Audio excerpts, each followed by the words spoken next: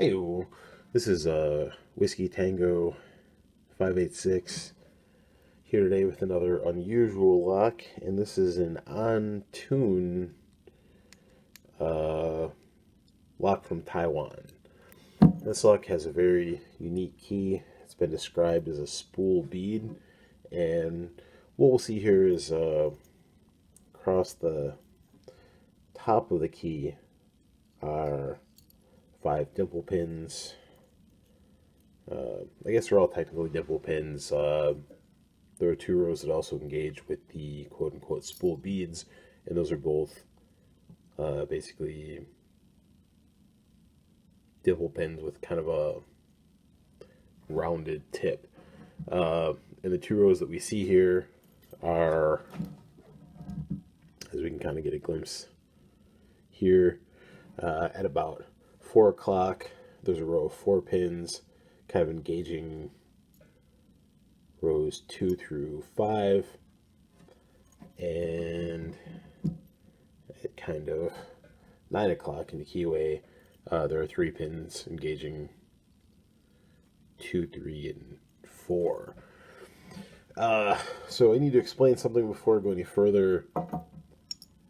I've actually already filmed the pick and gut video, and I'm coming back to record the introduction because I was having some trouble getting this pick on video, and I made a decision to just plow through after about 8 or 10 takes, to just plow through and keep recording pick videos and not the whole introductory spiel, and to come back and to record that afterwards. But I've hit a snag in the road here in that this being a lock with 3 rows of pins, I've not yet been able to reassemble this correctly. I was able to repin this lock with the row of 5 and the row of 4 intact by using a follower. Actually, let me grab this right here.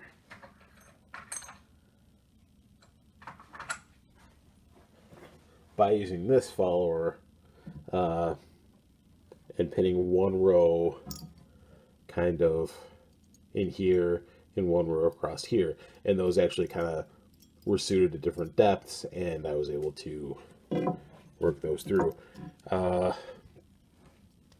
But as it happens, this key has unfortunately been turned in a manner that some pins have dropped into some unoccupied chambers at some point, and unfortunately I think I'm probably going to have to attempt to drill this out. The chambers look hopefully like a 6/32, and I'm gonna have to order a tap for that diameter and some grub screws, and hopefully I will end up with a usable lock again that maybe I can even drop some security pins into, as the pins in here are all standard, as you'll see in a moment. But as it stands, this lock is kind of bricked. I've really tried everything from trying to bump it out of this particular predicament to trying to shim it with everything that I have available, and the tolerances between the plug and the core here are actually just outstanding. So is what it is. Thoughts and prayers for this lock, and hopefully it will ride again. But for the time being, without further ado, here's the actual pick and gut video. Okay, here we go.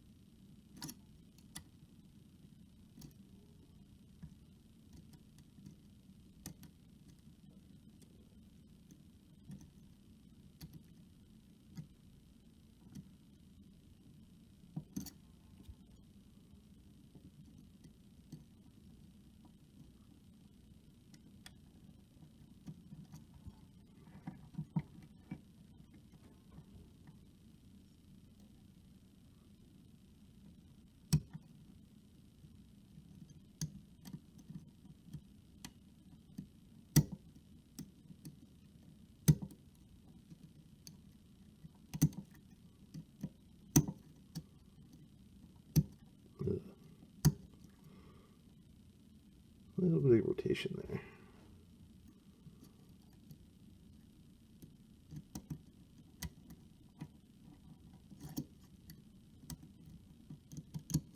Might have that side set. See what's going on up top.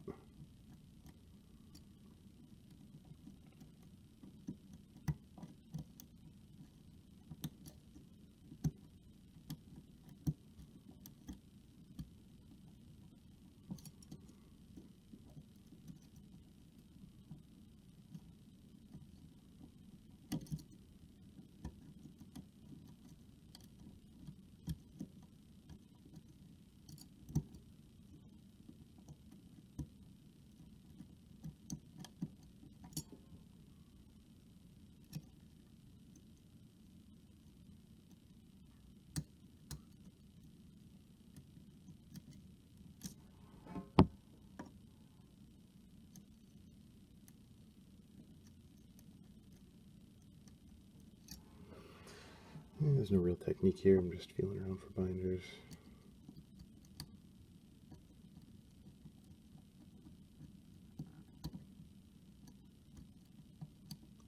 This lock drops pins like you wouldn't believe. And a little bit of movement there.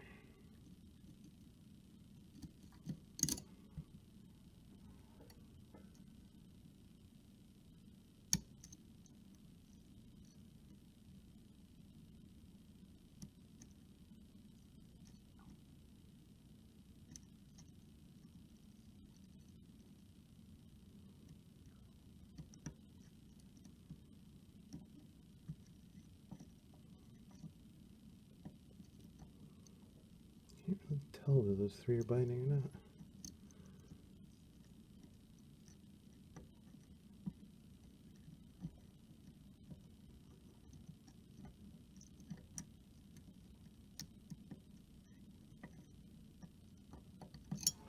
Definitely maybe.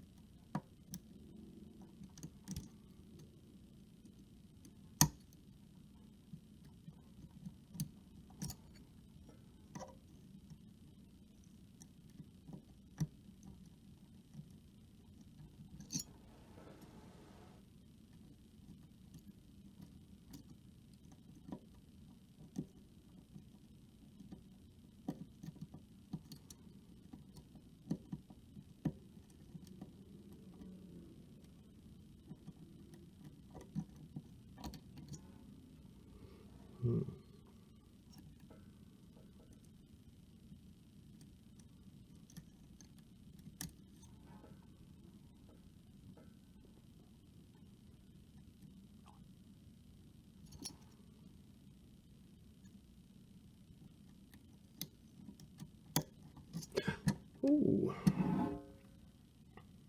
Okay.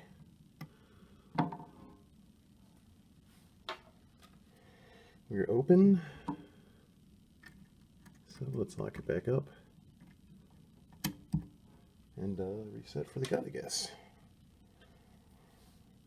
Alright. First let's get rid of the device and this little stand I forgot my camera on. Let's see. How am I going to do this here? Size a little bit awkward. Well, we need a better video system. Clamp out of the way. This out of the way.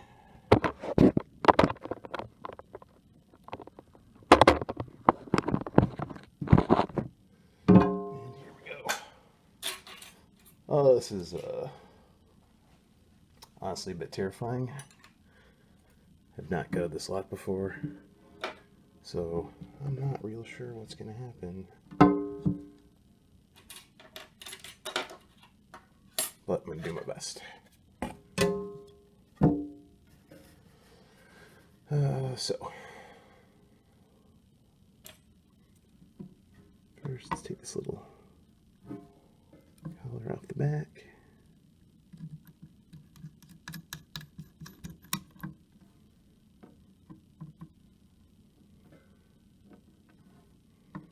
Make sure that there's a little spring. Kind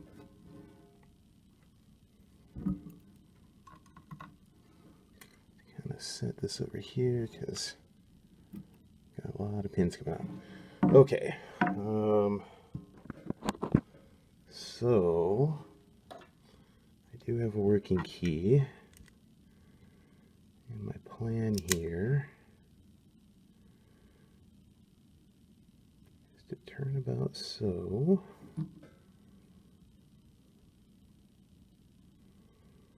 Start sliding this out, and the row of 4 is going to drop.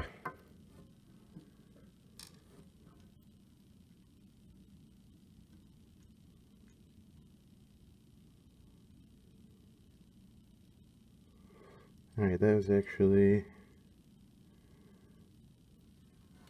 the 4 and the 3. Both pin 1. So let's just keep this coming out here.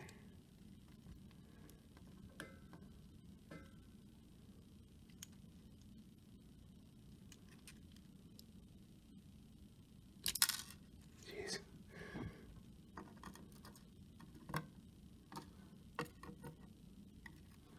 Two and the 2.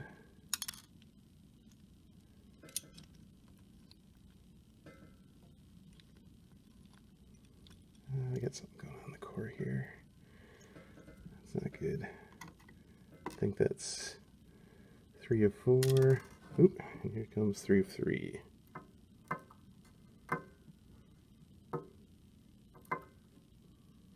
Let's see if we can get 4 of 4.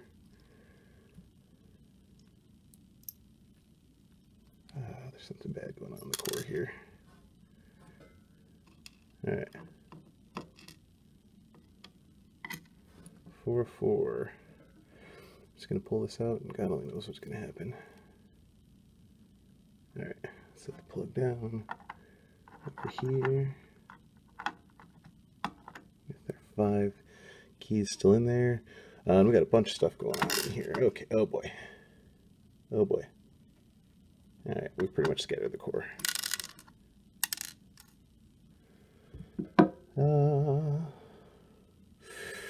Oof. Alright. Well, let's get these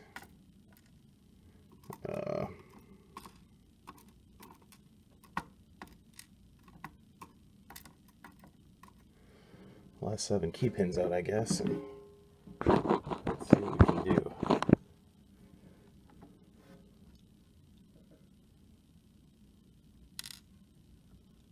Oh, that was 2.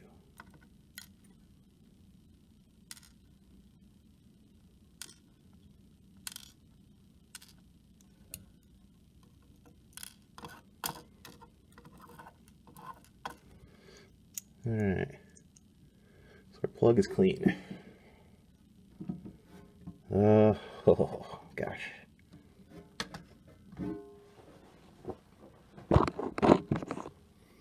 So let's see what we got going on here. So as far as the key pins that we pulled out, these are all,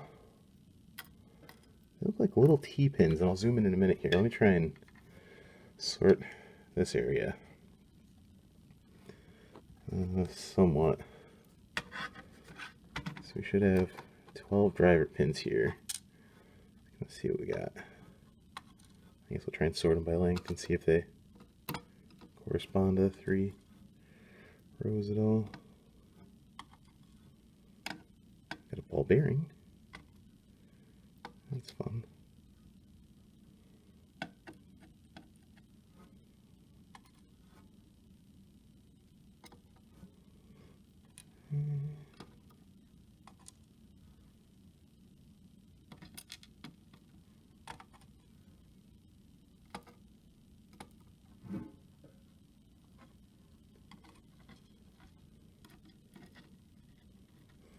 This is going to be a joy to reassemble, clearly.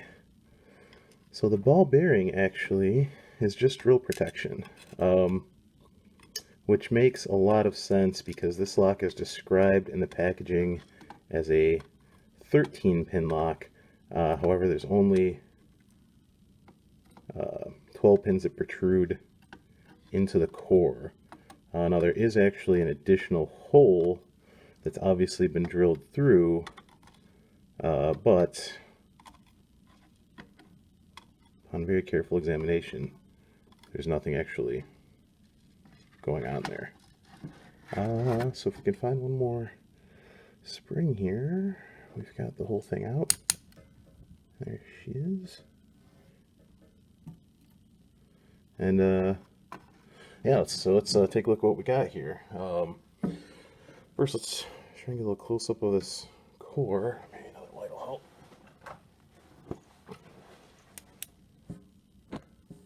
But kind of see the different rows here.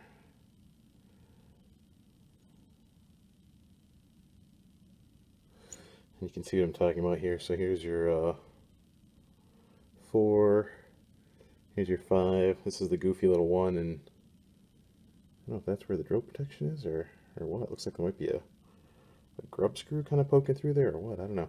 And then here's the 3. Same for the plug. Maybe that just sits in the front of the plug. No, right here. That appears to be where that spot in the core is, but so here's our row 3, row 5, row 4, nothing real extra going on. You can see the 3 and the 4 are not involved in chamber 1, basically. They just kind of push to the back of the core, or the back of the plug rather. Let's take a look at our pins here. So first,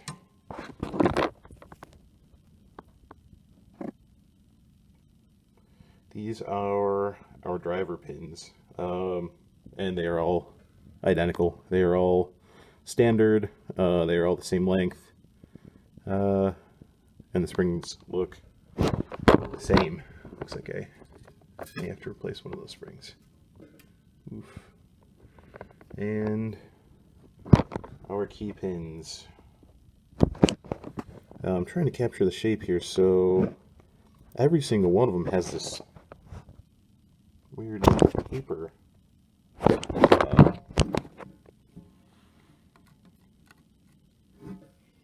Kind of a T-pin kind of a deal. I can really get a look at it.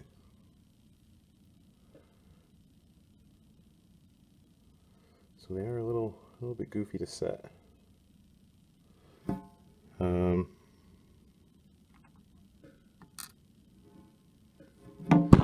can see that one of the pins in the row 5 is just a super short cut.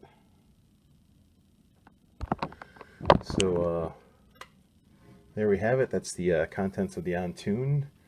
Just for the heck of it, if anyone happened to be wondering the heck that pick was I was using, this is just something I made myself. I'll show off real quick here. So this is just a piece of strip steel that I used and cut into kind of a low-cut decap pick. It's a little bit different. It's not so much a fork as kind of a reacher piece, and then the rest kind of falls away, so you can kind of probe around and find what you're looking for there, and then kind of punch it in. And then the handle's just a piece of mosaic glass tile that I cut out of a sheet. So neat little pick, serves its purpose. Happy to have it. And that's it. That's the Ontune. Thanks for watching. Whiskey Tango out.